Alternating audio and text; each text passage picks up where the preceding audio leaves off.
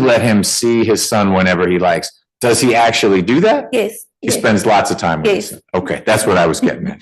All right. But I've been doing all the talking. You wanted to say something, and I'd like to hear from you. He's a good dad. They love him.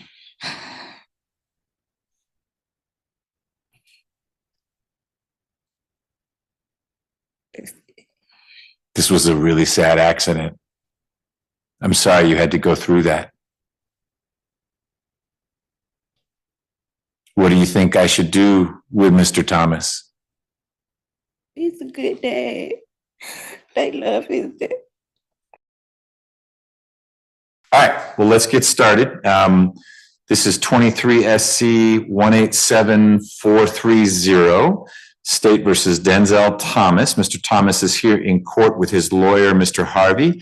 Mr. Jordan is the prosecutor on the case and is standing up at the witness stand so that he can be in a position where he's looking at you, Mr. Thomas. He's gonna be asking you a whole bunch of questions concerning your rights as a criminal defendant. In a moment, he's going to put you under oath. Once you're under oath, it's important that you answer his questions truthfully and completely. If you have any questions of your own, Mr. Thomas, make sure we pause. If you need to speak privately with Mr. Harvey, we can do that. If it's a question for me, I'll field it, but I need to be comfortable that you're understanding what we're talking about, okay? All right, you ready to go forward? Mm-hmm. Okay, when you answer, you need to make sure you answer out loud, not but a yes or a no. Yep. You sure can. There is a garbage can. You can swallow it, or you can find a garbage can, or give it to Mr. Harvey to put in his pocket.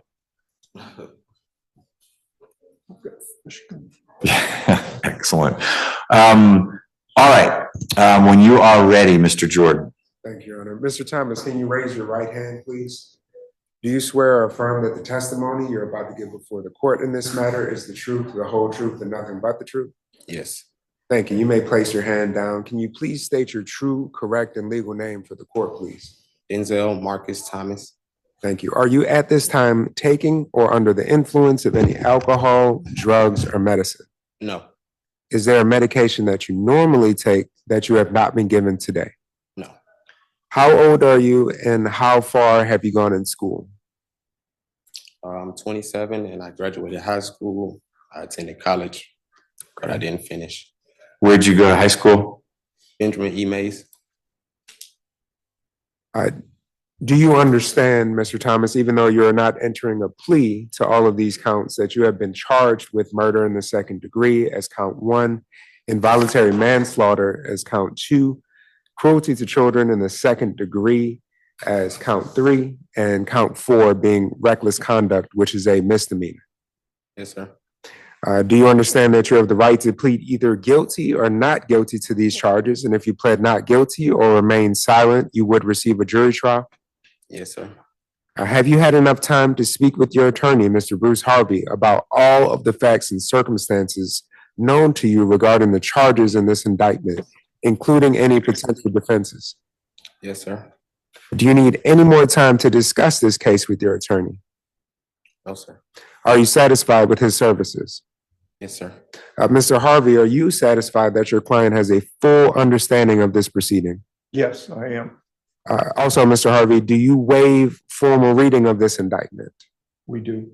Do you also waive any and all defects in the indictment, including any with respect to Mr. Thomas's name? For purpose of this plea, yes. Mr. Thomas, do you recall originally having been arrested on these charges? Yes. It was a while ago, but at some point you were arrested in connection with this? Yes. Okay. Your Honor, the state is unaware of any outstanding warrants that are related to these charges. Mr. Harvey, do you know of any outstanding warrants that are related to these charges? I do not. Mr. Thomas, do you understand that you're entering a guilty plea to counts 2, 3, and 4 in this indictment, which are involuntary manslaughter, cruelty to children in the second degree, and reckless conduct? Yes, sir. Do you understand the minimum and maximum sentence for each charge that's on the indictment that you will be entering a plea to? Would you spread that on the record for him? Yes. For count 2, the minimum is 1 year and the maximum is 10 years. For count 3, cruelty to children in the second degree, the minimum is also 1 year and the maximum is 10 years. And for reckless conduct being a misdemeanor, the minimum is 1 day and the maximum is 12 months. Do you understand the minimum and maximum sentences for those charges, Mr. Thomas? Yes, sir.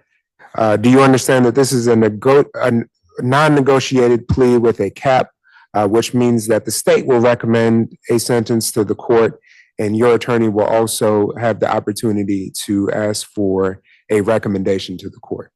Yes, sir. Mr. Thomas, do you understand that the state is recommending to count 2 that the sentence be 10 years to serve 2 years, the balance being probated, the special conditions of probation being that the defendant forfeit all firearms, or if any are currently owned, a Fourth Amendment waiver, and that he have no drugs or alcohol while on probation. Your Honor, given that the factual basis here does not involve any alcohol or drugs, I will remove that request. Okay. And do you understand, Mr. Thomas, that the state's recommendation towards count 3 is 10 years to serve 2 to run concurrent with count 2? And for count 4, I believe count 4 will merge as a matter of law, Your Honor. The reckless conduct merges into the involuntary manslaughter? Yes, Your Honor. Okay. Was that the most recent recommendation that was communicated to you, Mr. Thomas? Yes, sir. Do you understand that the court does not have to accept the state's recommendation or your attorney's recommendation? Yes, sir. Do you understand that the court can sentence you to the maximum on these charges and run them consecutively or one after the other? Yes, sir. And Your Honor, I believe that Mr. Thomas still has his final plea rights. Would you allow Mr. Thomas to be able to withdraw the plea after today? I don't know that he does. I don't want to argue about it. Let's just work through this and he'll have an opportunity to talk with Mr. Harvey after I pronounce sentence and we'll figure out what we're going to do. Yes, Your Honor. Mr. Thomas, do you understand that if you are placed on probation of any kind, you cannot violate any criminal laws of any governmental unit or any special conditions of probation without being subject to revocation for the balance of the sentence? Yes, sir. Do you understand that this is a guilty plea which is permanently recorded on your criminal history? Yes, sir. Do you understand that this plea may be used to enhance sentencing on other convictions in this jurisdiction as well as in other jurisdictions, including the federal courts? Yes, sir. Are you currently on probation or parole? No, sir. Are you a United States citizen? Yes, sir. Do you understand that there may be other adverse or unfavorable consequences as a result of this guilty plea conviction, just as there would be from a conviction following a trial? Yes, sir. Do you understand that by pleading guilty to a felony, if you use, receive, possess, or transport a firearm, or use a firearm during the commission of a crime, you will be guilty of a felony, which may carry a sentence of 1 to 15 years in prison? Yes, sir. Do you understand that you waive any and all defenses, including any mental health defenses, by entering a plea of guilty? Yes, sir. Do you understand that if you went to trial, you would have the right to a trial by jury, the right to see, hear, and confront witnesses called to testify against you, and the right to testify or to remain silent and not incriminate yourself? Yes, sir. Do you understand that by pleading guilty, you are giving up the following rights, which I will now list off? The right to a trial by jury, the right to remain silent and not incriminate yourself, the right to confront witnesses called to testify against you, the right to the assistance of counsel hired by you or to court-appointed counsel if you could not afford an attorney at a trial of your case, the right to the presumption of innocence, the right to testify on your own behalf and to present other evidence, the right to subpoena witnesses and compel the production of evidence, the right to have the charges against you proved beyond a reasonable doubt, and finally, the right to appeal if convicted of these charges after a trial. Yes, sir. Mr. Thomas, is it your decision, my apologies, Mr. Thomas, has anyone forced, threatened, or promised you anything to get you to enter a guilty plea today? No, sir. Is it your decision to waive these rights and enter a guilty plea because you are in fact guilty? we're going to be asking the court for first offender, but the answer to that is yes. First offender is different from Alford. It's not an Alford, you know this, but your client, this is not a NOLO or an Alford plea. He's pleading guilty to the reckless conduct that resulted in the involuntary manslaughter charge. We'll work through first offender, but I just want to make sure I'm following the way this is structured. It is a guilty plea. There may be a disagreement between the parties about first offender. We'll work through that. Is that correct? Yes. Okay. And Your Honor, the state has no objection to the defendant entering this plea under first offender. Would you like the state to go through the first offender? I'll do that with him. Thank you very much. Mr. Thomas, how do you plead to the charges of involuntary manslaughter, cruelty to children in the second degree, and reckless conduct in indictment number 23 SC 187430? Guilty. Is this guilty plea freely and voluntarily given with the full knowledge of the charges against you? Yes. Do you understand that you have 30 days in which to appeal your conviction based on your plea today? Yes, sir. Do you understand that for the felony charges that you're entering a plea to, you have only 4 years from today to file a habeas corpus petition challenging the voluntariness of this guilty plea? And for the misdemeanor that you're entering a plea to, you have only 12 months from today to file that same petition. Yes, sir. And Your Honor, for a factual basis, on July 28th of 2020, the Atlanta Police Department responded to 3310 West Manor Lane, which is in Atlanta, Georgia, within the confines of Fulton County. Police were originally dispatched out to that location, Your Honor, after the nephew of the defendant called 911 after hearing a pop and then seeing his uncle, the defendant, run out with the decedent child, Aiden Kelly, who was 3 years old at the time of the incident. The child was in Mr. Thomas's arms and was bleeding profusely. When the 911 caller called, it was not clear how the child was shot. The 911 caller simply stated that a child had been shot in the head. Based upon that, police officers did enter the location that was previously mentioned. Inside of the location, they did see a large amount of blood, and I apologize for the graphicness of this, but brain matter that was located on the curtains that were near an air mattress. They did not find a weapon at that time. The police officers were then informed that the child, whom Mr. Thomas and the child's mother, Ms. Kelly, who is present in the court today, had taken the child to the hospital. The child was declared deceased not long after reaching the hospital. I believe they may have tried to transport the child to another hospital. Yes. Hugh Spalding. To Hugh Spalding, but the child. That was the first destination, or the first destination was the closest medical center, and from there they brought Aiden to Hugh Spalding. Yes. Okay. Your Honor, the child was declared deceased. It goes without saying that the cause of death was a gunshot wound to the head. The autopsy did confirm that the gunshot wound was sustained at a very close range to indicate that the child had unfortunately shot himself. Mr. Thomas and Ms. Kelly were interviewed. Both of them gave very similar renditions in which all of the occupants of the apartment, which I believe were Mr. Thomas, Ms. Kelly, and 2 children, they all went to sleep. There may have been a portion in which the decedent child may have asked for candy prior to going to sleep. Mr. Thomas did admit that his handgun was unsecured. It was actually under the air mattress and covered up by a pink bonnet that I believe that may have belonged to Miss Kelly. He stated that when he woke up, he just saw that Miss Kelly was screaming, or heard Miss Kelly screaming, and saw that the child had been mortally wounded. Mr. Thomas was extremely cooperative in the investigation.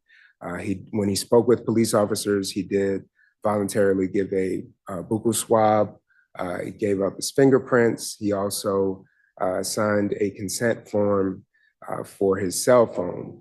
The state reviewed the cell phone and there was no relevant information regarding this case. Your Honor, Ms. Kelly was also originally charged with the same offenses that Mr. Thomas was charged with. That was declined by the state before it was presented to the grand jury. Do you know why? I know your involvement comes after indictment and it's assigned to a courtroom with which you're associated. But why would Mr. Thomas be pursued criminally, but not Ms. Kelly? Just because of whose gun it was? Your Honor, I believe that it was sufficiently clear that from the onset that Mr. Thomas was very clear with police officers that it was his weapon, that it was his decision to put the weapon under the air mattress. It was his recklessness, not Ms. Kelly's recklessness. Correct, Your Honor, in this instance. Your Honor, the state believes that the recommendation that the state is presenting is appropriate in this situation. This is not a crime of any viciousness by Mr. Thomas. This is an unfortunate decision that was made or an unfortunate instance of negligence that was life-changing and life-ending at the same time. That I'm sure that Mr. Thomas and Ms. Kelly live with this horrible event every single day. But we do believe that there is criminal responsibility for the negligence of leaving the gun under the air mattress for the 3-year-old child to be able to reach the gun and unfortunately end his life while playing with the gun. So, Your Honor, that is the state's presentation here. Okay. There's someone on the Zoom call who is identified as Nanty, who says this person wants to say something. That's no one that your victim witness advocate has received word from or anything? No one from our side. Okay. I know we contacted Ms. Kelly, but I don't believe that the state. But she's here, so we can hear from her if she wants to add something to this. I just want to make sure we're checking all the boxes in terms of victims' families' rights, and then, of course, Mr. Thomas's family. So we will move on. I'm going to turn now to Ms. Jackson from Pretrial Services. Ma'am, good morning. Could you let me know what criminal history information you have on Mr. Thomas? He has 2 cycles. The last arrest was April the 11th, 2015, with the City of Atlanta Police Department for possession of marijuana less than an ounce. There was no disposition for that arrest, and there are no convictions listed in the GCIC, Your Honor. Thank you. Mr. Harvey. Thank you, Judge. What has been presented to you is a situation that is clearly more sad than bad. We all regret the absence of young Adrian here today. And when I say we all, the community does. I mean, this is a tragedy that should not befall anybody. Mr. Thomas, as I've indicated to the court and the state knows, is 27 years old. He has no criminal history. He graduated Ben E. Mays High School in 2015. He currently works for United Natural Food Incorporated in their warehouse on Fulton Industrial Boulevard. In October of this year, he will have been continuously employed there for 2 years. Before that, I believe he worked at UPS for 5 years. And before that, at Imperial Dade Warehouse, which is a warehouse for cleaning products. So we have a young man that has continuously been employed and been a productive member of society and graduated high school and went to college and is still employed every single day. And he thinks about this tragedy every single day. And again, we have identified and said that the mother of the child, Ms. Kelly, is present. If you'd stand up for us, please. And you can hear from her, but I can proffer. It entirely up to what you and she want to do. Do you want to speak to the court? Yeah.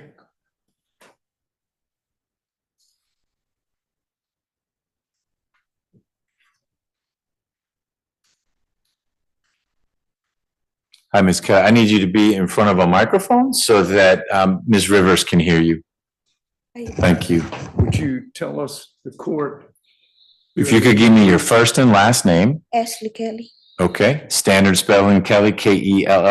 Yes, sir. Okay. And you were the mother of Aiden. Yes. Okay. Do you and Mr. Thomas have other kids? Yes, just one. Pardon me? One One? Mhm. Okay. A boy or a girl? boy, What's his name? Denzel Thomas Jr. And is he older? Was he older or younger than Aiden? He's younger. Okay. How old is he now? He's 2. He's 2. Okay. So he wasn't around, because I heard Mr. Jordan say there were maybe 2 kids. Yes, there was. I have an older son. You have an older son. Mhm. Okay. Not with Mr. Thomas. Okay. Is he still in your household? Yes. Do you and Mr. Thomas still share a household? No. No. Okay. Got it. Does Denzel Jr. stay with you or Me. with you? Mhm.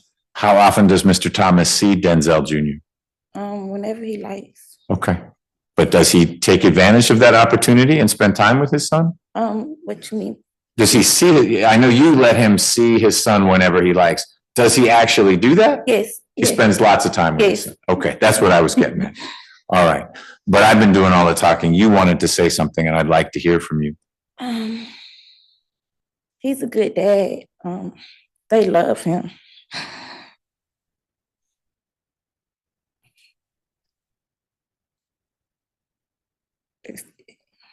This was a really sad accident. I'm sorry you had to go through that. What do you think I should do with Mr. Thomas? He's a good dad. They love his dad. They love him. Does he contribute financially? Is that helpful? Yes. And Yes. that was a nodded yes, just so we have the record. Sure. Okay. I know this is very difficult, Ms. Kelly, and I'm sorry you're having to relive this, but it's a necessary part of this process so Mr. Thomas can move forward. We really appreciate you being here. I hope Mr. Thomas appreciates you being here as well. Was there anything else you wanted to add? No. Okay, thank you. Good luck with the next kid. Thank you. All right.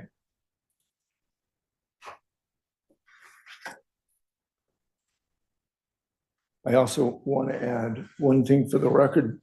The weapon that was underneath the mattress was on the floor.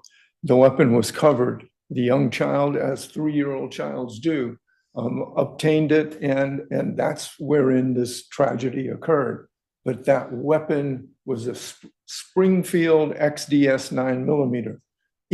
That model had been recalled because of its unintended discharges, which would have been part of any kind of defense in the case. So, Judge, I am asking the court for he has been on bond and a productive member of society for 4 years now. So I'm asking for a sentence of, I want to say no more probation, but I know that's not a realistic, a 3-year term of continued probation. And that would end up being 7 years he's been enlarged in the community. And if, as we are going to request, and I'm requesting now, he is granted a first offender status, then he would also be eligible for a bid date.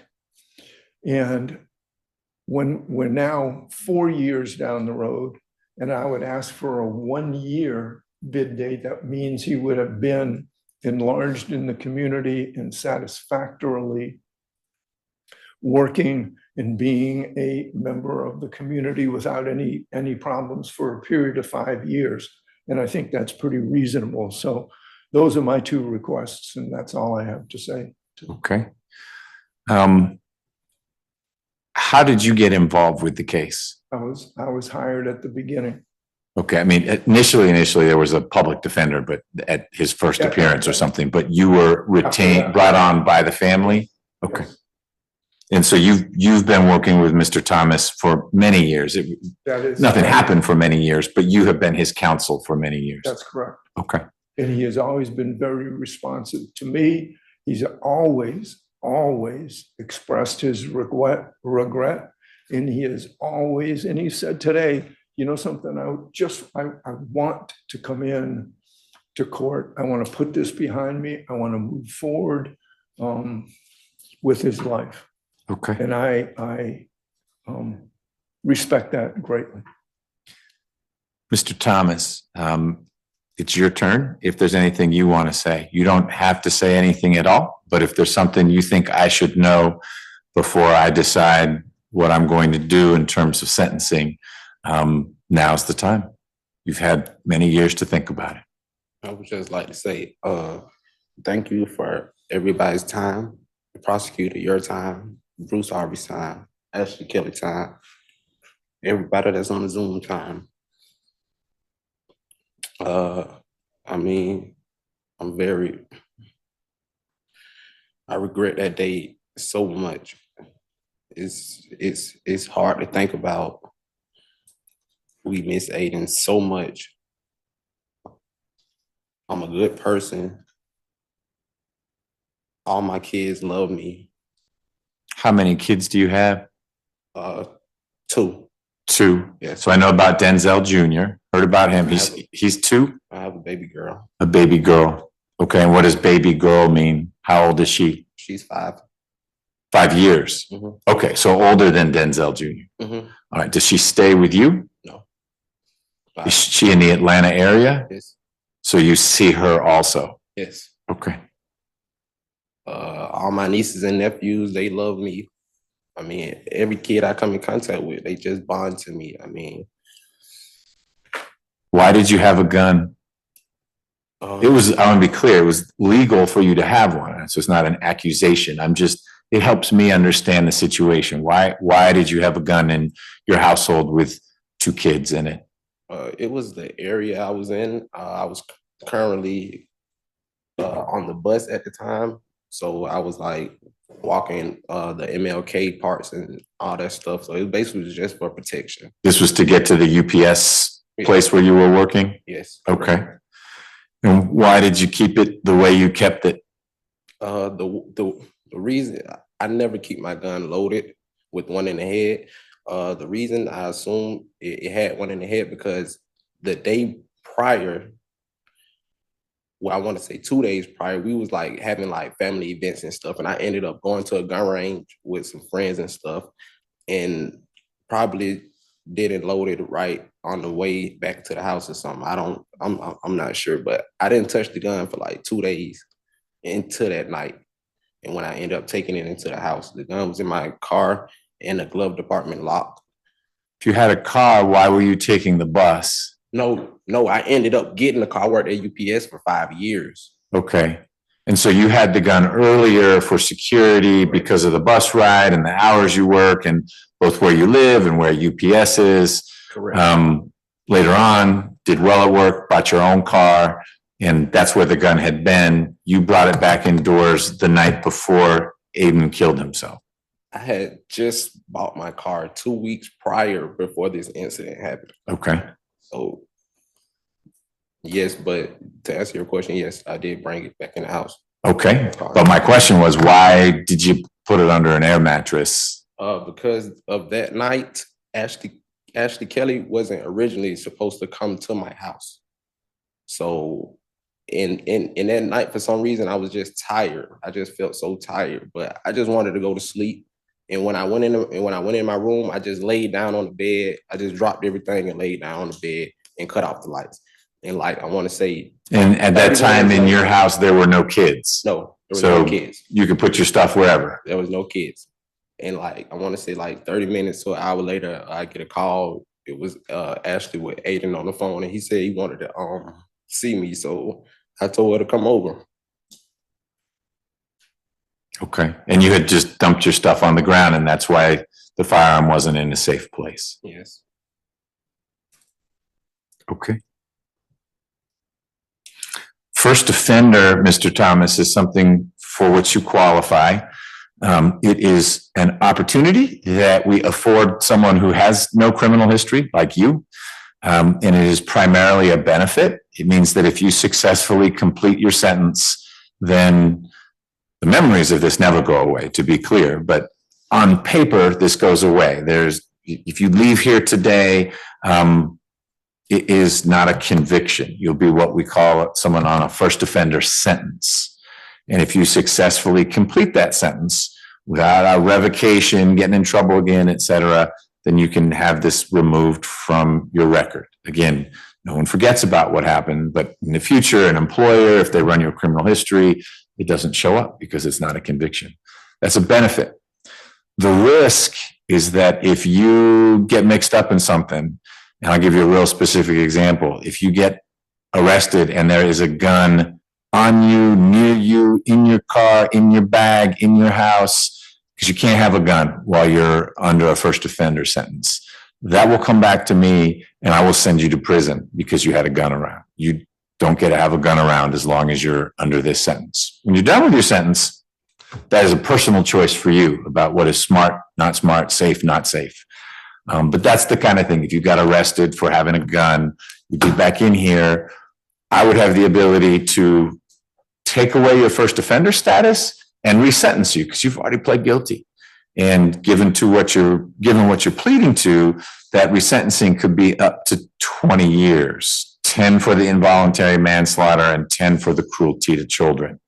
I am not saying that's what I would do necessarily, but you need to know that there is a real steep downside to first offender if you aren't so sure about how you're going to live your life going forward. I'm not preaching to you how you're going to lead your life. You know that though. And if you think, I might be mixing it up some, then you should not take first offender because it will be a bad outcome for you if we're together again. It doesn't matter what Mr. Harvey has to say. If you are around guns, there will be consequences you don't like. So I need to make sure you understand the downside of first offender because the upside, everyone gets it. Yeah, I want that lawyer. That's what I want you to ask for that. But there's that risk too. Do you feel like you understand the benefit as well as the risk of first offender? Yes, Your Honor. Do you want to be sentenced as a first offender? Yes, Your Honor. Okay. Tell me about your current job. Where is it? It's located on Fulton Industrial. What hours do you work? I work from 9 a.m. till the job is done. Basically, there is no end time, Oh. so I could be working all day basically. And which of the warehouses you had UPS, you had Imperial, something? What is that was cleaning supplies? This one is produce. Yes, food. Okay. Do you get paid overtime? If you work more than 8 hours because the job's not done, do you get overtime? Yes, yeah. I mean, no, not by the day. You got to get over 40. The job is kind of dysfunctional right now, but we're in the process of getting a union. Oh, good luck with that. You may need a different lawyer. Yeah. So 9 a.m. till whenever, what days during the week?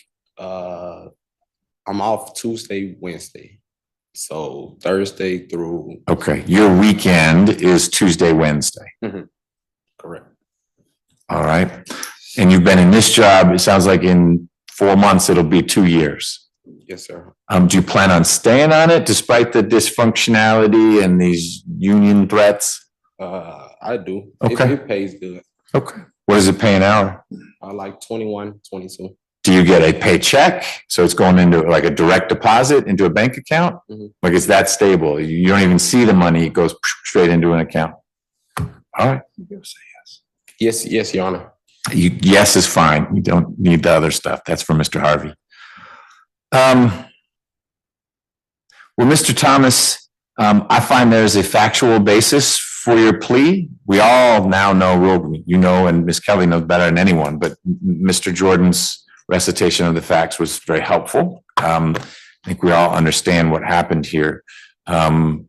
You were careless, not intentionally so. This is not a case where I'm looking at someone that I'm kind of afraid of because when you get angry, you pull out a gun. We don't even need to be angry. Someone is wearing the wrong color shoes. You know what? You were in my neighborhood with the wrong color shoes. I'm gonna pull out my gun. That's not this case at all. You've helped me understand why you had a gun. why it was not in a safe place far out of Aiden's reach. That doesn't excuse what happened, but it helps explain what happened. So I find there's a factual basis for your plea. I also find that your plea is knowing and voluntary. Knowing means you've understood the things we talked about. Do you have any questions about anything Mr. Jordan, Mr. Harvey, or that I have said? No, Your Honor. It's okay if you do. I just want to make sure you're straight right now. Mhm. Yes? Yes. Okay. I also find that your plea is voluntary. That means that while this is not a happy moment for you, no one's forcing you to be up here entering your guilty plea. Is that correct? Yes. All right. Mr. Thomas, there is nothing that I could do in terms of handing down a sentence that would be worse than you holding your dying son in your arms. Just hearing Mr. Jordan talk about how the other kid saw you, I guess it was your nephew, saw you running out holding Aiden. You knew he was, if he wasn't dead then, I mean, based on what you saw, you were holding your son as he died. I could sentence you to 20 years and that memory and that pain doesn't go away. And that wouldn't be the right sentence, because I believe Ms. Kelly and I believe you that this was the absolute worst tragedy you could have. And there's nothing you can do to fix it. I hope every day, or at least every time you think of Aiden, you wish it could have played out a different way. And it can't. And you have the memory that no parent should have of holding their kid as there's that last breath, and it's worse. There's blood everywhere, brain material. That's your punishment for being reckless, is having to carry that with you. And I feel for you, because 30 years from now, that's still there, and you'd be done with any sentence I could give you. And I appreciate that Ms. Kelly is here today. That is proof positive, the best proof that you were a good dad for Aiden, you remain a good father for Denzel, for your daughter, and it may be that you spend time with Ms. Kelly's other kids. You sound like a well-meaning, hardworking young man. You just have this burden that most of us don't, and I feel for you in that way, and that's your main punishment. I'm sentencing you pursuant to the Probation Options Management Act. What that means, Mr. Thomas, is that while you are on probation, if you have a small probation violation, I have a sneaking suspicion you'll have none. But if it's what we call a technical violation, maybe you miss a meeting, or I'm making this up, I'm saying nothing about your lifestyle, but let's just say hypothetically you tested positive for marijuana once. You and probation work through that. You don't have to come see me. If you get arrested for anything, you're around guns, that comes back to me. Probation will play a role in that, but I will be the decision maker as to what happens as a result of that future conduct. So, Mr. Thomas, I'm going to sentence you as follows. I need to check one thing again because I forgot the number. The amount of days in custody, Your Honor? It is, but I found it again. I thought it was less than 1 month. It is.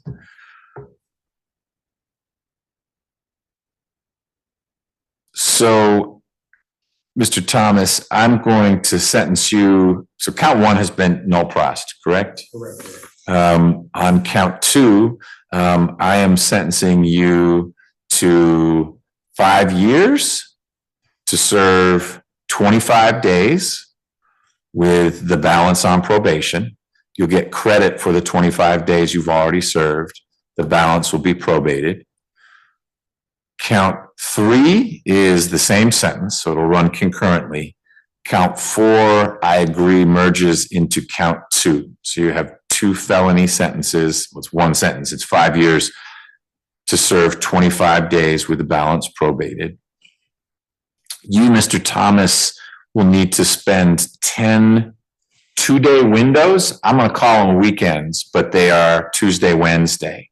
10 weekends in custody. You will need to turn yourself in Monday by 6 p.m. to the county jail. And we're going to fix the start date in a minute. Be 10 consecutive Tuesday, Wednesdays that you'll be in custody. So you'll turn yourself in Monday by 6 p.m., you'll get out Wednesday by 6 p.m. We'll figure out what the start date is in a moment. That's a condition of your probation. I will set a behavioral incentive date of 3 years, and that will be August 10th of 2027. So if you have done everything expected of you on probation, which after you do those 10 weekends is just stay out of trouble, there have been no issues, then probation can petition to have your case shut down, which they will do if you're doing fine, because there are plenty of people on probation who are a complete pain. And I don't get the sense that's going to be you. If it ends up being you, it just means after 3 years, I tell you, you got 2 more years of probation. But if you want to shrink that, you can shrink it. Let me talk about start dates for those 10 weekends. Next Monday is soon. That's the 12th. My thought would be we start on the 19th. So at 6 p.m., you go to the county jail on Monday the 19th. And you get out Wednesday at 6 p.m. and you just do that for 10 consecutive 2-day periods. But I don't know if you need to run that by your employer. You told me Tuesday, Wednesdays were safe days for you, which is why I'm structuring it that way. Do you need to talk about that with Mr. Harvey, or you're pretty sure you're a valued employee there, you can make this work? I'm a valued employee. I could probably make it work. Okay. Then should I have your sentence indicate that you start your 2-day jail periods on Monday, the 19th of August? So that's not next Monday. It's the Monday after. Yes. Does that work? Yes. Okay. All right. Mr. Jordan, do you have anything else you want to add in connection with Mr. Thomas's case? Nothing further on behalf of the state, Your Honor. All right. Mr. Harvey, do you want to discuss this outcome with Mr. Thomas? Are you good to go? Anything you want to add? If he's got no questions for me, I'm good. Any questions I can answer for him. Okay. Is there anything you want to talk about with Mr. Harvey before we make this final? No, Your Honor. Okay. There is one more conversation you need to have. Officer Brown is on this call. She is with probation. She's not going to be your probation officer, but she needs to give you probation reporting instructions. It's based on your address. Do you live in Fulton County? No. What county do you live in? Clayton. Okay, so you're going to report to Clayton. She's going to give you the location and the date when you need to report that first time. Do not miss that date. It needs to not be a Tuesday or Wednesday because you're not free then, but it's going to be in the next few weeks. That's when you get your officer assigned to you. They get all your data and your probation is up and running. If you miss it, they send me a warrant and I'm saying, man, I totally misunderstood this guy. He seemed like he was squared away and he's not. All of these things we've been talking about, your reporting date, these weekends in jail that you have, if something comes up, your kid is sick, you need to be at Hugh Spalding with him. Let Mr. Harvey know. He will reach out to my office and we can work around it. If you need to miss one of those 2-day periods, I'll just move it to the back end. But I get a report from probation. And if they say, hey, Mr. Thomas, he did the first 2, and then he stopped showing up, fine, I'll sign a warrant and I'll just lump them all together and probably add some to them and say, well, why don't you spend a month in the jail instead? So don't be loosey-goosey with him. If there's a reason you know you're going to miss one because of a family emergency, let your lawyer know and we'll handle it. But what doesn't work is for you to just skip it and then later on say, oh, you know what, my car broke down. That's too late. Okay? Okay. All right. Officer Brown? Yes, can I have the defendant's address, please? 1507 Pine Drive, apartment E1. 1507. What was the street? Pine Drive. Pine, like P-I-N-E? Yes. Yes. Okay. And what was the apartment number? E1. E1. And that's Clayton. Yes. And do you have an emergency contact number? 404-668-7326. Who number is this? 7326. Whose number is that? Mine. Oh, she needs a different, do you have someone other than, She said- did you want his number or someone else? Someone else. But that's his number, so you've got that. Yes. 404 453 7616. Okay. Whose number is this? Keisha Thomas, my sister. Okay. All right, I'm gonna have to report to the Clayton Probation Office. That will be on August 22nd, which is a Thursday, at 8 a.m. That address for the record is 1331 Citizens Parkway, Suite 201, Morrow, Georgia, 30260. I didn't Nothing.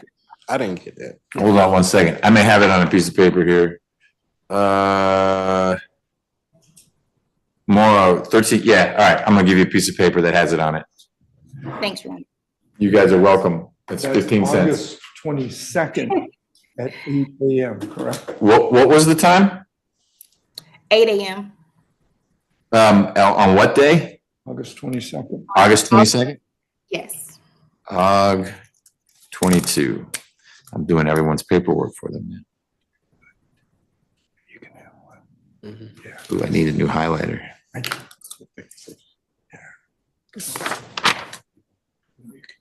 It's too nice. I got more time. Thank you, Officer Brown. Thank you. Okay, you got that? 8 a.m. August 22nd.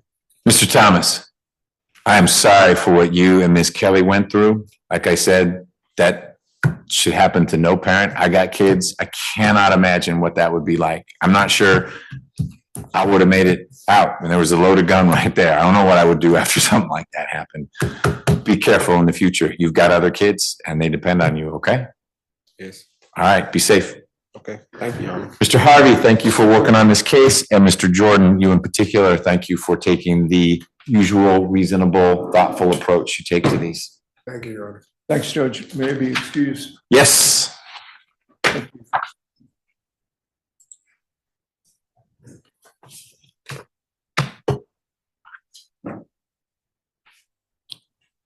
So your older brother was one of the people on, Mr. Thomas. These people were commenting in, they think you're a good kid. Don't disappoint them.